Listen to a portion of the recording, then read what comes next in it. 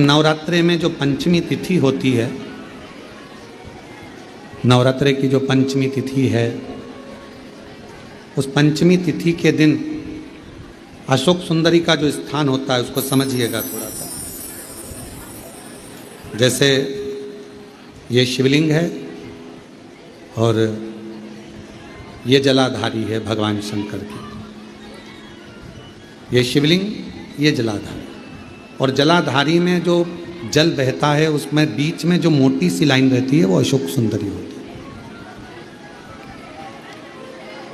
जैसे कई बेटे हैं, बेटियां हैं, कोई व्यक्ति व्यापार चालू कर रहा है, कोई व्यक्ति अपना नया भवन निर्माण कर रहा है, नए भवन में जा रहा है, या कुछ अच्छी दुकान खोलना चाह रहा है, कोई अपने लक्ष्य पर पहुंचना चाहता है और पहुंच नहीं पा रहा। माँ आद्यशक्ति की पूजन की जो पंचमी तिथि होती है, इस पंचमी तिथि पर अशोक सुंदरी वाली जगह पर, जो अशोक सुंदरी का स्थान है, वहाँ पर लाल पुष्प एक समर्पित करें। जो जलाधारी है, माँ पार्वती, जगत जननी, जगदम्बा, अम्बा, भवानी मैया, दुर्गा का हस्त कमल, इस पर 7 जगह पर कहीं पर भी लाल चंदन की बिंदी 7 स्थान पर कहीं पर भी रखें, और 1 लोटा जल शिव जी को पंचमी के दिन, नवरात्र पंचमी के दिन, कामना करते हुए उत्तर की ओर मुख कर कर, अर्थात यहाँ बैठते हुए शिव जी पर जल चढ़ाना प्रारंभ करें, और अपने मन की कामना कहकर बाबा के पास में जो लाल पुष्प समर्पित करा है, उस पुष्प को अशोक सुंदरी वाली जगह से वापिस लेकर आ जाए। जिस लक्ष्य को आप पाना चाहते हैं, अच्छी पढ़ाई कर रहे हो, खूब अध्ययन कर रहे हो, खूब मेहनत कर रहे हो, खूब पढ़ो, कोई दुकान खोल रहे हो, व्यापार चालू कर रहे हो, कोई नया कार्य चालू कर रहे हो, उस पुष्प को अपने स्पर्श कर कर या उस पुष्प का दर्शन कर कर आप एक बार जाकर देखो, आपको उस मंजिल तक माँ आद्यशक्ति दुर्गा भवानी शिव पहुंचा कर शंकर में। और एक निवेदन करूं आप लोगों से कि बन सके दुर्गा सप्तशती का पाठ अगर करते हो या दुर्गा सप्तशती को आप पढ़ते हो, तो हिंदी का उसमें नीचे लेख आते रहते हैं, बहुत सारे वर्णन आते हैं, उसका भी पढ़ेंगे तो उसमें बहुत सारी बातें आपको बहुत अच्छी अच्छी, देवी भागवत में, दुर्गा सप्तशती में, इनमें बहुत सुंदर सुंदर कल्याण का, यदि गीता प्रेस गोरखपुर से जो कल्याण निकलती है, उस कल्याण का यदि देवी अंक अगर आप पढ़ेंगे माता दुर्गा भवानी पर, बड़ा सुंदर, उसमें भी बहुत सी चीज़ें हैं, माँ आद्यशक्ति की आराधना की, साधना की, पूजन की पद्धति बहुत सुंदर, उसका ध्यान करें। शिव से कुछ अगर भगवान शंकर की हम आराधना कर रहे हैं, भगवान शंकर से अगर हम कुछ पाना चाह रहे हैं, तो भगवान शिव की सबसे पहले उससे साधना करो, शिव को पहले अपना बनाओ। कथा कह रही है, ओगरदानी त्रिकालदर्शी कैलाशी शंभु के पास में उस समय पर कामदेव की धर्मपत्नी रति दिया,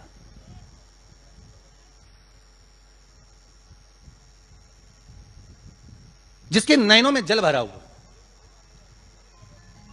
शिवजी ने पूछा, बोलो रति, आप और यहां, जब आपका पति जलकर भस्म हुआ तो हमने वर दिया था आपके पति को कि ये भगवान कृष्ण का पुत्र बनकर मिलेगा आपको, फिर क्यों आप यहां पर आई हो, क्या हो गया ऐसा, क्या चाहती हो आप, फिर आने का कारण क्या है आपका, किस लिए पधारी हो आप? महाराज, मेरा पति जो जलकर भस्म हुआ था, उसके भस्म होने पर मेरे ऊपर भी केस लगाया। तो भाई केस तुम्हारे ऊपर किसने लगाया? ऐसा क्या हो गया कि तुम यहां मेरे पास में? प्रभु, बात इतनी सी है कि मेरा पति जब आपके नेत्रों की ज्वाला द्वारा जलकर भस्म हो रहा था, उस समय पर वो आम के पेड़ पर बैठा हुआ था। कौन से पल्लव थे? आम के पल्लव, आम के डालियों में, आम के पल्लव में मेरा पति छुपा हुआ। तो फिर क्या चाहती है भगवान से? माँ रति कह रही है, दिक्कत केवल इतनी सी है कि मेरा पति जलकर भस्म हुआ, वो आपने वर दे दिया कि वो कृष्ण के पुत्र बनकर हमें मिल जाएंगे, वो हम मान रहे हैं, सब जानते हैं हम, ठीक है। पर दिक्कत इतनी सी है कि जिस आम के पेड़ पर मेरा पति बैठा हुआ था, उसके चक्कर में वो आम का पेड़ भी जला।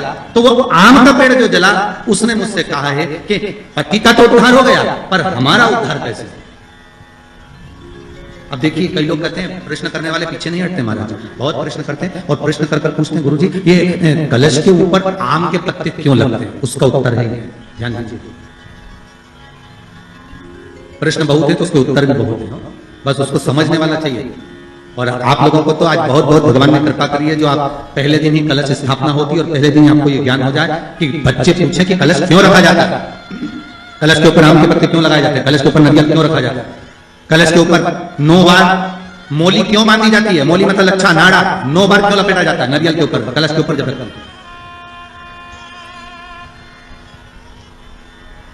कलश के ऊपर जब जब श्रीफल रखाता है, नारियल रखाता है, तो उस पर 5 बार 7 बार मोली नहीं लपेटी जाएगी, तो 9 ही बार लपेटी जाएगी। 5 या 7 बार लपेटते हैं तो कहते हैं कि लक्ष्मी की छिन्नता होती है, और वो 9 बार लपेटी जाती है तो भरपूर लक्ष्मी का भंडार भरती है। क्यों क्यों कहते हैं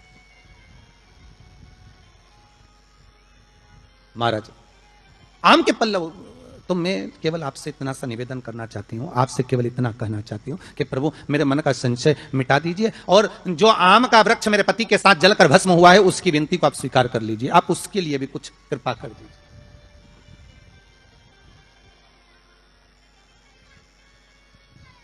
इसी को कृपा कहते हैं, इसी को करुणा कहते हैं, इसी को दया कहते हैं। भगवान बोले अब आप आई हो रति, ठीक है, मांगो क्या चाहिए, बस इतनी कृपा कर दीजिए कि आम के वृक्ष का भी उद्धार कर दो। शिव जी ने कहा हम वर प्रदान करते हैं रति, जहां शिव और शक्ति है, जहां 33 कोटि देवता इस कलश के अंदर विराजमान होंगे, उस जगह पर स्वयं कंठ पर जहां पर मेरा निवास होगा, उस जगह पर ये आम के पल्लव अमृत के तुल्य माने जाएंगे, और इनका निवास हमारे ही हाथ में, हमारे ही हस्त कमल में विराजमान होगा, हमारे ही हाथ में। कितना सुंदर है महाराज जी। उस आम के पल्लव की महत्वता को जरा जानिएगा, बहुत बहुत ध्यान दीजिएगा। आम के पत्ते देखें आप लोगों ने? अरे बोलो जम के तो बोलो, देखें उसका प्रयोग कभी आप लोगों ने करा? आम के पत्ते का कभी प्रयोग कर देखिएगा। अभी तो नवरात्रि चल रही है, नवरात्रे में जब 5वां दिन नवरात्रे का रहे, चैत्री नवरात्रे का 5वां दिन रहे, और मान लो कि आपके घर में किसी बच्चे की, लड़के की या लड़की का या मंगल विवाह नहीं हो रहा हो, या शादी नहीं हो रही हो, या उस लड़के लड़की के लिए बहुत प्रयास कर लिया आपने, उसकी शादी हो ही नहीं रही, अथक प्रयास आपने कर लिया और उसका मंगल विवाह नहीं हो रहा, तो ये देवी भागवत में स्पष्ट कहा गया, देवी भागवत में वर्णन किया गया, देवी भागवत में वर्णित किया गया, और देवी भागवत में कहा गया कि आम का जो पत्ते होते हैं, आम का जो पत्ता होता है, आम का जो पल्लव होता है, उस आम के पत्ते पर हल्दी और सिंदूर, इन दोनों से स्वस्तिक का निर्माण किया जाए। देवी भागवत का संवाद है, बहुत ध्यान देना महाराज। जिन कन्याओं का विवाह ना हो पंचमी के दिन, नवरात्रे की कोई सी भी पंचमी, मतलब जो पंचमी तिथि पड़ेगी, कोई भी नवरात्र हो, चाहे वो 4 नवरात्र में से, चाहे वो पौष का हो, अश्विन का हो, चैत्र का हो, आषाढ़ का हो, किसी भी नवरात्र में आप कर सकते हैं। एक पान के पत्ते पर, एक ही पत्ते पर जो 2 स्वस्तिक बनेंगे, एक हल्दी का बनेगा, एक सिंदूर का बनेगा। बस अंतर इतना है, जो हल्दी का स्वस्तिक है उस पर कंकु के चावल अर्थात रौली के चावल, रौली कुंकू के चावल रखना है, और जो सिंदूर का है उस पर हल्दी के चावल रखना है। इतना रखकर जिस लड़का लड़की का विवाह नहीं होता, उसकी हथेली पर रखकर उसका नाम और गोत्र बोलकर महाराज उसको ले जाकर नीम के पेड़ के नीचे उसको रख दिया जाता है। मात्र 3.5 या 4 महीने ऐसे रहते हैं जिसके अंदर उस लड़का लड़की का विवाह पक्का हो जाता है। जिसका विवाह नहीं होता केवल उसी के लिए, जिसका मंगल विवाह ना हो रहा। आम के पल्लव में शिव का वर प्रदान है, आम के पल्लव में शंकर का आशीर्वाद, आम के पल्लव में शिव का आशीर्वाद। भगवान भूत भावन भूतेश्वर मेरे शिव, मेरे करुणा सागर मेरे शंकर, मेरे त्रिकालदर्शी, मेरे कैलाशी, मेरे भोलेनाथ स्वतः कह रहे हैं, अरे रति तुम रोती क्यों है, तुम्हारे रोने का कारण क्या है? प्रभु मेरे पति के साथ ये आम का पेड़ भी जलकर भस्म हुआ, आम का पेड़। भागवत जी किस किसने सुनी है? हाथ उठाओ जरा, जिन जिन ने भागवत जी सुनी है। आप लोगों ने सुनी है भागवत? रखिए हाथ। अगर आप लोगों ने भागवत सुनी होगी तो उसमें वर्णन आता है, तक्षक नाग डसने के लिए जब जा रहा था, तब ब्राह्मण देवता जो जहर उतारना जानते थे, उनको लेकर राजा परीक्षित के पुत्रों ने अपने दूतों को भेजा था लाने के लिए कि एक ब्राह्मण ऐसे हैं कि वो तक्षक नाग का जहर उतार सकते हैं, वो तक्षक नाग के जहर को समाप्त कर सकते हैं, तो आप उनको लेकर आओ। और वो तक्षक नाग का जहर उतारने वाले उस ब्राह्मण को लेकर जा रहे थे। तो सर्प ने विचार करा, तक्षक नाग ने कि बताओ ये तो गजब का काम कर रहा, अगर ये ब्राह्मण पहुंच गया तो ये ब्राह्मण तो सर्प का जहर उतार देगा। तो सांप तक्षक नाग को ये चिंता लग गई कि मेरे को ही डसना है और मेरे जहर ये उतार देगा, और डसने भी एक ही बार है और मरना चाहिए परीक्षित। परीक्षित को श्राप लगा, अब करूं तो करूं क्या। तो सर्प ने विचार करा कि मैं एक रूप रखकर जाता हूं और इस ब्राह्मण की परीक्षा लेता हूं। सर्प रूप रखकर गया। भागवत आप लोगों ने श्रवण करी होगी। तो जब तक्षक रूप रखकर गया और उस ब्राह्मण के पास में जाकर पूछा कि ब्राह्मण देवता ये बताओ कि आप कहां जा रहे हो, तो ब्राह्मण बोला आपको नहीं मालूम, राजा परीक्षित को सांप डसने वाला है तक्षक नाग, और मैं जहर उतारना जानता हूं। अच्छा, आप जहर उतार दोगे? हां। तो किस लिए जा रहे हो? जहर उतारने के लिए। तो जहर उतारने क्यों जा रहे हो?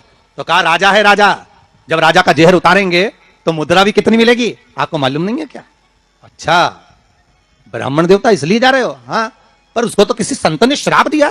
अरे तो श्राप संत ने दिया है, हम ब्राह्मण हैं, हमारा कर्म है किसी को बचाना, तो हम तो बचाएंगे। अच्छा, आप में इतनी सामर्थ्यता है कि आप तक्षक नाग का जहर उतार दो? अरे तक्षक नाग आकर अगर मेरे सामने खड़ा हो जाए और किसी को डस ले तो यह पक्का है कि मैं जहर उतार सकता हूं। अच्छा, तो इतने में तक्षक नाग सामने बिल्कुल प्रकट हो गया और तक्षक नाग प्रकट होकर बोला, बता ब्राह्मण किसको डसूं मैं? ब्राह्मण ने कह दिया तुम्हारी मर्जी पड़े उसको डसो। सामने एक पेड़ था, उस पेड़ को ब्राह्मण ने, उस तक्षक नाग ने डस लिया। अब तक्षक नाग ने उस पेड़ को डसा और डसने के बाद में वो पेड़ पूरा जल गया, पूरा जल गया। अब पेड़ तो जल गया, पर ब्राह्मण जो था जिसको परीक्षा देना थी, वो ब्राह्मण को यह नहीं मालूम था कि इस पेड़ पर एक संत बैठकर साधना कर रहा था, तपस्या कर रहा था। और जब वो पेड़ जला तो वो संत भी जल गया, संत भी जल गया। अब जब संत जल गया, ब्राह्मण ने हाहाकार की आवाज जब सुनी तो आंखों में जल भर गया। आखिर हुआ क्या? ये संत जल कैसे गया? तो कहा इसके जलने का कारण केवल इतना है कि अब आप जीवित करो, इस पेड़ को हरा भरा करो, इस पेड़ को हरा भरा कर दीजिए। और ब्राह्मण ने हाथ की अंजलि में जल लिया। हाथ की अंजलि में जल लेकर ब्राह्मण उस जल को पेड़ के ऊपर छींट रहे थे। तो सबसे पहले ब्राह्मण ने यह मन में सोचा कि भोलेनाथ, शंभु, त्रिकालदर्शी है, कैलाशी, कृपा ऐसी करना कि सबसे पहले जो पेड़ पर जो संत बैठा था वो जीवित होना चाहिए, जो वृक्ष पर संत बैठा है वो जीवित होना चाहिए। हाथ का जल ब्राह्मण ने जैसे छोड़ा, छोड़ते से ही पेड़ भी हरा भरा हो गया और उसके ऊपर जो संत बैठे थे वो भी जीवित हो गए। जीवित हो गए तो तक्षक नाग को यह लगा कि इसने एक जले हुए पेड़ को जीवित कर दिया, वापिस हरा भरा कर दिया, और इसने ऊपर बैठे हुए संत को वापिस जीवित कर दिया। तो यह पक्का है कि मतलब ये तक्षक नाग का जहर, मतलब मेरा जहर राजा परीक्षित को उतार सकता है। तो तक्षक नाग ने अपनी बात को पलटा और पलट कर कहा, महाराज जी हाथ जोड़कर निवेदन करता हूं, जितना राजा परीक्षित के पुत्र आपको धन देंगे उससे 1000 गुना धन मैं आपको देता हूं। ब्राह्मण ने कहा ठीक है, अगर दक्षिणा से बड़ी दक्षिणा हमको एक ही जगह पर मिल रही है तो फिर हमें जाने की जरूरत क्या। ब्राह्मण ने दक्षिणा ली, वापिस मुड़ गया, वापिस मुड़ गया। अब ईमानदारी से बोलो, वो ब्राह्मण नरक गया होगा कि स्वर्ग गया होगा? जरा जम के बोलना हो, सुनाई देना चाहिए हमको। कहां गया होगा? नरक। काय में लिखा है? देवी भागवत में। उसका कारण क्या था? शिव महापुराण की कथा कहती है जैसे एक नाव चलाने वाला व्यक्ति नाव लेकर जा रहा है और उसमें बहुत सारे यात्री बैठे हैं, बहुत सारे यात्री, और नाव डोलने लगी, आंधी चलने लगी, तूफान चलने लगा, हवा आने लगी, लहरें उठने लगी और नाव डूबने लगी। तो जो नाव में बैठा हुआ, नाव चला रहा था, वो कूद गया और कूद कर बाहर निकल गया, और निकलकर सारे के सारे जितने नाव में बैठे थे वो सब जलने लगे। जितने नाव के अंदर बैठे थे वो सारे के सारे जलने लगे।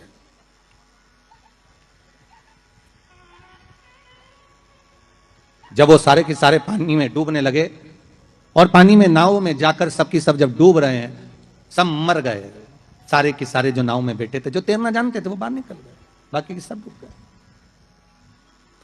नाव चलाने वाला जब उसके प्राण छूटे तो उसको एक नरक नहीं मिला, कम से कम 94 नरकों में वो नाव चलाने वाला गिरा। शिव महापुराण की कथा कहती। तो उस नाव चलाने वाले ने भगवान से पूछा कि मुझे इतने सारे नरक क्यों दे रहे हो? मैंने तो लोगों को गंगा से पार उतारा, मैंने तो रोज गंगा का जल पिया, मैंने तो रोज गंगा का स्मरण किया, मैं तो रोज भगवान का दर्शन करता था, मैं रोज गंगा से पार उतरता था, दुनिया के लोगों को मैं पार उतारने का काम करता था। तो भगवान ने कहा गलती केवल तुमने एक कर दी, तुमने अपने प्राण बचाए। अगर तुम 2 लोगों के भी प्राण बचाते बचाते मर जाते तो तुमको वैकुंठ मिल जाता, पर खुद के प्राण बचाए और दूसरों को मरने दिया, इसलिए तुमको नरक मिला, इसलिए तुम्हें नरक प्राप्त हुआ। शिव महापुराण की कथा कहती है जिस पर दुनिया को विश्वास होता है, दुनिया को जिस पर विश्वास है, जिससे औषधि देने वाले, दवाई देने वाले उन डॉक्टरों पर दुनिया का विश्वास टिका हुआ है, तो डॉक्टर का क्या फर्ज है? जैसे नाव चलाने वाले का फर्ज है कि बचाते बचाते भगवान करें भले तुम्हारे प्राण छूट जाते तो तुम्हें स्वर्ग मिल जाता। युद्ध के मैदान में सैनिक युद्ध करते करते मर जाता तो उसको वीरगति प्राप्त हो जाती, पर खुद के प्राण बचाने के चक्कर में आप दुनिया को धकेल दो, ये श्रेष्ठता नहीं।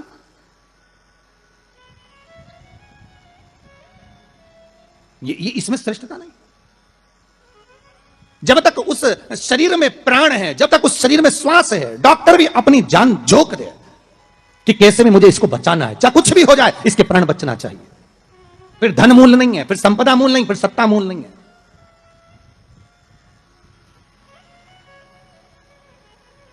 वो नाव चलाने वाले को 94 नरक भोगना पड़े।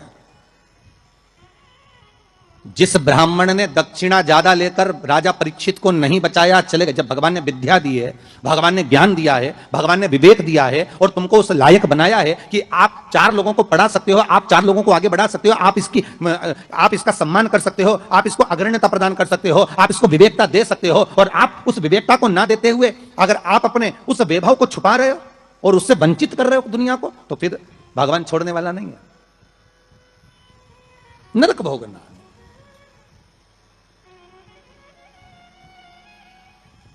पर पांडे तारा वालों, आप लोगों ने बिल्कुल सही उत्तर दिया कि उसने दक्षिणा ज्यादा ले ली और वापस निकल गया तो अपने मुख से कह दिया कि वो नरक गया। कितनी, इसी को कहते हैं गंगा तट के श्रोता।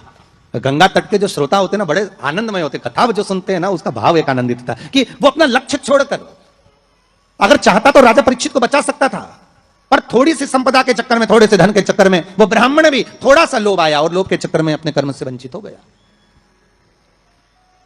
तो वो चरित्र कहां गलत है महाराज जी? एक महाराज जी प्रवचन दे रहे थे,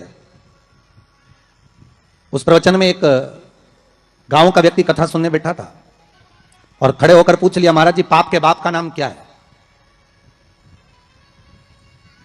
महाराज जी ने पूछा, क्या पूछ रहे हो, फिर से बोलो। तो वो व्यक्ति बोला, महाराज जी हमें दशरथ जी के पिताजी का नाम मालूम है, हमें राम जी के पिताजी का नाम मालूम है, हमें कृष्ण जी के पिताजी का नाम मालूम है, हमें सबके बाप का नाम मालूम है, बस पाप के बाप का नाम नहीं मालूम, तो हमें उत्तर दे दो। तो महाराज जी भी मन में सोचे पाप का बाप, महाराज जी मन में सोचे हमने पूरी पुराण पढ़ी पर ये पाप का बाप तो हमें कहीं नहीं मिला, सारे शास्त्र भी उखाड़ कर देख लिया पर उसमें पाप का बाप मिलना बड़ा कठिन। अब पाप का बाप कहां से ढूंढे? तो महाराज जी ने कहा काम करते हैं, कल हम आपको बताएंगे, आप कल कथा में आना। और महाराज जी फिर प्रवचन देने बैठे और वो व्यक्ति फिर आके बैठ गया। अब जैसी कथा समापन हुई, महाराज जी को फिर खड़ा हो गया, महाराज सीताराम। महाराज जी बोले सीताराम, और बोलो पाप का बाप। महाराज जी बोले बहुत अच्छा, पाप का बाप पीछे पड़ा। महाराज जी बोले कल कल बिल्कुल पक्का है कि तुमको तुम्हारे प्रश्न का उत्तर मिल जाएगा। अब महाराज जी ने आज भगवान को 2 अगरबत्ती लगाई कि वो नहीं आना चाहिए प्रभु, क्योंकि वो फिर आएगा, फिर प्रश्न करेगा पाप का बाप। अच्छा वो प्रश्न नहीं भी करता ना तो उसका मुंह देखकर याद आ जाता है कि प्रश्न करेगा पक्का।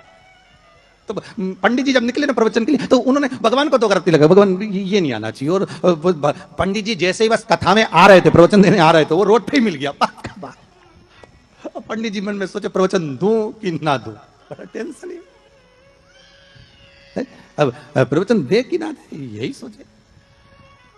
अब महाराज जी फिर कथा में बैठे, उसने फिर प्रश्न कर दिया महाराज कि बाप के बाप का नाम बता दीजिए। महाराज जी फिर नहीं बोले। अब नहीं बोले तो शिव महापुराण की कथा कहती है महाराज, वहीं पर एक वैश्या बैठी थी कथा में, रोज कथा सुनने आती थी। उसका मन, उसका चित्त, उसकी वृत्ति कथा में बड़ी रमती।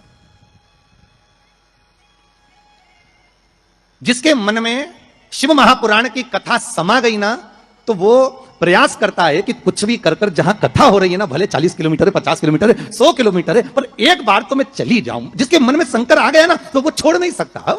वो प्रयास करेगा कि मैं कैसे भी पहुंच जाऊं, बस कथा में एक बार मेरी हाजिरी लग जाए, शंकर सुन ले बस एक बार शिव महापुराण की कथा, उस पंडाल में चली जाऊं जिस पंडाल में मुझे बेलपत्र का आनंद मिल जाए, बस उस पंडाल में मुझे पहुंचे। अब वैश्या का नियम था, वो कथा कभी नहीं छोड़ती थी, और वो भी कथा में जाकर बैठ गई और कथा में रोज सुने वो बाप के बाप का चक्कर। और महाराज जी बस प्रवचन करें, अक्षतम केशवम राम नारायणम, जैसे महाराज जी अक्षतम केशवम करें, सब बैठे रहे, वही खड़ा हो जाए। अब महाराज जी भी मन में सोचे अब क्या करें, तो महाराज जी डबल से कह रहे हैं, अक्षतम केशवम राम नारायणम कृष्ण दामोदर वासुदेवम हरे। तो महाराज जी हाथ हिलाएं कि अभी भी बाप का बाप नहीं मिला, पर वो तो वो खड़ा। आज वेश्या ने कह दिया, गुरुदेव आपसे एक निवेदन है मेरा। बोलिए। मैं वेश्या हूं, छुपाया नहीं। संत, सदगुरु, भगवान, माता पिता, इनसे कभी नहीं छुपाना अपने को। छुपाकर जाएंगे भी का? अगर माता पिता से कुछ छुपा लेंगे, संतों से, सदगुरु से अगर छुपा लेंगे, तो जाएंगे कहां भगवान से छुपाकर?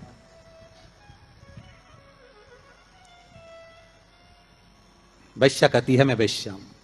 हो, आपने हमारे पांव तो नहीं छुए? संत बोले। वैश्या ने कहा नहीं, बिल्कुल पीछे जाकर बैठ जाती हूं एकांत में, पर मेरा कुछ मन है आपसे कहने का, आप सुनेंगे हमारी बात? संत बोले क्यों नहीं सुनेंगे, हम तो संत हैं, बोलो क्या बात है। आप जब सुबह सुबह मंदिर जाते हो ना गुरुदेव, तो बीच में मेरा वेश्यालय पड़ता है, 2 मिनट के लिए आप पांव रख देंगे ना मेरे वेश्यालय में, मेरी जिंदगी सार्थक हो जाएगी। संत बोले हम और वेश्या के घर कभी नहीं आ सकते। ऐसे मूर्खों की तरह बात करती हो आप? संत को तुम्हारे वेश्यालय में बुला रही हो, अच्छा लगेगा कोई? वैश्या कहती आज तक कोई गुरु मेरे वेश्यालय में नहीं आया, केवल चरण रखना, चले जाना गुरुदेव। गुरुजी बोले राम राम राम सीताराम, हम नहीं आएंगे। गुरुजी चले गए कहते हुए। वैश्या घर के बाहर रंगोली मांगोली डालकर वेश्यालय के बाहर बैठी। संत का आगमन हुआ, वहीं से वैश्या दौड़ कर गई, गुरुदेव ये मेरा वेश्यालय है, पांव रख दीजिए। वैश्या, हम संत हैं, किसी वेश्या के यहां नहीं जा सकते, हम तुम्हारे यहां नहीं आएंगे। संत जाने लगे। वैश्या ने अपना पर्स खोला, 500 का नोट निकाला, महाराज के चरणों में रखा। महाराज जी ने जेब में रखा। जल्दी चलो, हमारे पास समय कम है, जल्दी चलो। महाराज वैश्या के भवन में चले गए। वैश्या ने कहा महाराज जी बैठिए। नहीं नहीं, इतना समय कहां है बैठने का, तुमने कहा था बस पांव रख देना। महाराज जी बैठ जाइए, आपके हाथ जोड़ती हूं, 5 मिनट बैठ जाओ। महाराज जी। वैश्या बोली आज तक किसी संत ने हमारे यहां भोजन नहीं किया महाराज, कोई गुरु ने आज तक हमारे यहां भोजन नहीं करा, आप कृपा कर देंगे तो भोजन तैयार। संत बोले वैश्या मूर्खों की तरह बात मत करो, तुम्हारे वेश्यालय का भोजन हम करेंगे, हम संत हैं, हम साधु हैं। वैश्या ने 2 500 के नोट हेड़े महाराज के चरणों में रखे। महाराज बोले जल्दी भोजन लेकर आ, समय कम है, जल्दी जा। वैश्या गई, भोजन बनाकर रखा था महाराज जी के सामने रख दिया। महाराज जी रोटी का टुकड़ा तोड़कर खाने लगे। वैश्या हाथ जोड़कर बोली नहीं गुरुदेव, आज तक मैंने किसी संत को अपने हाथों से खाना नहीं खिलाया, आज तक मैंने किसी संत को, किसी सदगुरु को अपने हाथों से भोजन नहीं दिया है। मैं अपने हाथों से आपको भोजन कराना चाहती हूं। संत बोले तुम जानती नहीं कि तुम वैश्या हो, हम संत हैं, साधु सन्यासी तपस्वी किसी के हाथ से खाना नहीं खाते। वैश्या ने 4 500 के नोट के सामने रखे। महाराज जी ने मुंह खोल लिया। वैश्या ने रोटी का टुकड़ा तोड़ा, महाराज के मुख में दिया, दूसरा तोड़ा तो रोटी का टुकड़ा खीर में भिगोया, महाराज के मुंह में डालने की जगह थाली में रखकर वैश्या ने 1 थप्पड़ महाराज के गाल पर दिया, 1 थप्पड़ महाराज के गाल पर। संत ने पूछा वैश्या तुमने हमें थप्पड़ मारा? वैश्या कहती नहीं महाराज, ये अभी मारा तो 5 उंगली हमारे गाल पर पड़ी हुई है, ये थप्पड़ नहीं तो और क्या है। कि थप्पड़ नहीं तो क्या है? तुमने हमारे गाल पर थप्पड़ मारा? वैश्या कहती है नहीं मारा, थप्पड़ नहीं मारा है। वैश्या कह रही है महाराज, रोज एक गांव का व्यक्ति आपसे प्रश्न करता था कि पाप के बाप का नाम बताओ। मैं उत्तर दे रही हूं कि पाप के बाप का नाम लोभ है, केवल लोभ। लोभ के चक्कर में मैं जैसा जैसा बोलती, आपके नोट की मात्रा बढ़ती जाती और आप वैसा वैसा करते चले जाते। ये पाप का बाप है। संत की आंख में जल भर गए। वैश्या ने जो ज्ञान दिया वो ज्ञान साधारण नहीं था, वो साधारण ज्ञान नहीं। संत ने वैश्या के चरण पकड़ लिए। कोई गुरु नहीं मिला था मुझे, आज मिल गया, आज मिल गया।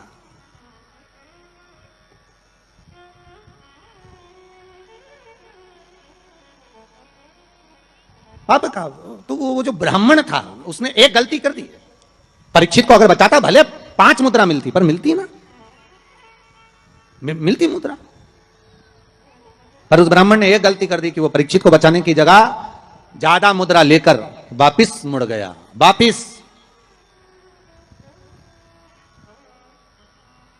जहां से ब्राह्मण वापिस मुड़ा था, आज भी अगर आप सुखताल जाएं, जहां सुखदेव जी महाराज ने राजा परीक्षित को कथा सुनाई थी, तक्षकनाग जहां आया था इस ब्राह्मण की परीक्षा लेने के लिए, और ब्राह्मण जहां से वापिस मुड़ा उस गांव का नाम है मोड़ना। आज भी उस गांव का नाम मोड़ना। वहां से मुड़ गया था वापिस ब्राह्मण, वापिस चला गया।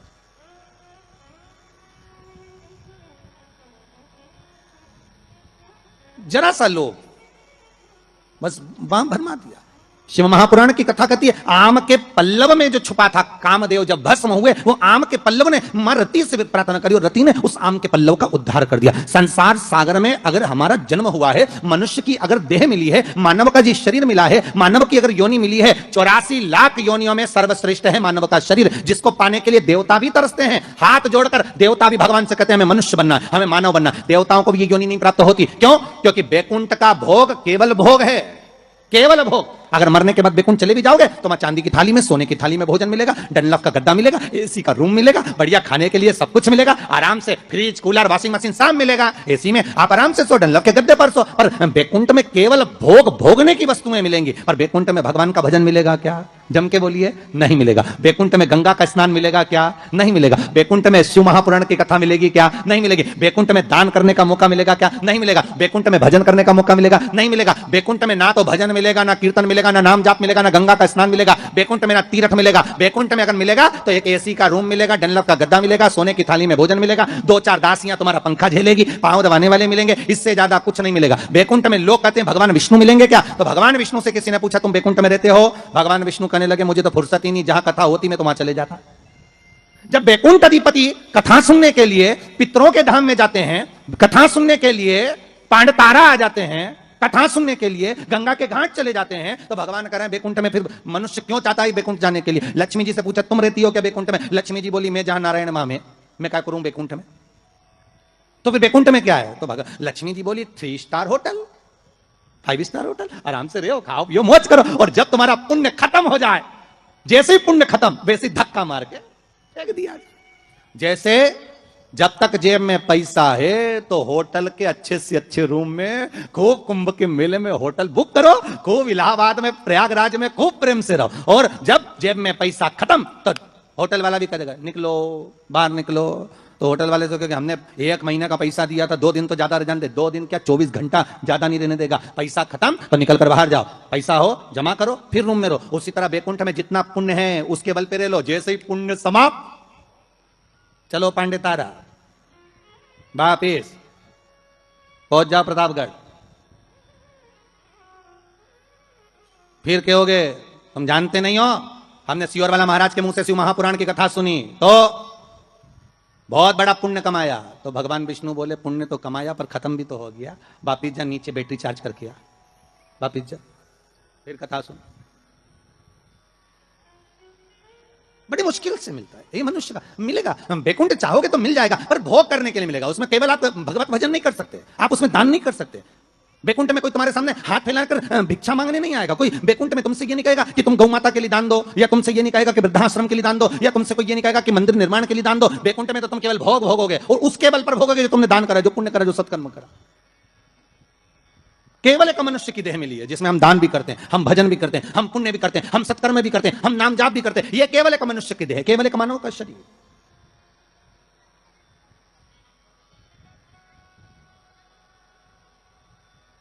इसके सिवाय कहीं सुख नहीं। 84 लाख योनियों में श्रेष्ठ योनि मानव की, और उसको हम गंवा दे महाराज तो वो बेकार। आम के पल्लव के लिए रति आकर कहती है। संसार वासियों से हमारा यही निवेदन है कि आप किसी के लिए कुछ नहीं कर सकते तो कम से कम फोन लगाकर इतना तो कह सकते हो, कथा आ रही है, टीवी चैनल पर चल रही है, 4 बजे से 7 बजे तक चल रही है, जरूर सुनना। कोरोना महामारी चल रही है, कम से कम कथा सुनकर इस हृदय को विल पावर मजबूत होगा, कथा सुनकर अपने को एनर्जी प्राप्त होगी, कथा सुनकर हम आद्य शक्ति जगदम्बा का आराधना कर सकते हैं, कथा को सुनकर ये नवरात्रे में शंकर की कथा का अनुमोदन कर कर इस कोरोना महामारी से लड़ सकते हैं, इसको भगा सकते हैं, क्योंकि अपने भीतर का पावर प्रबल होना चाहिए।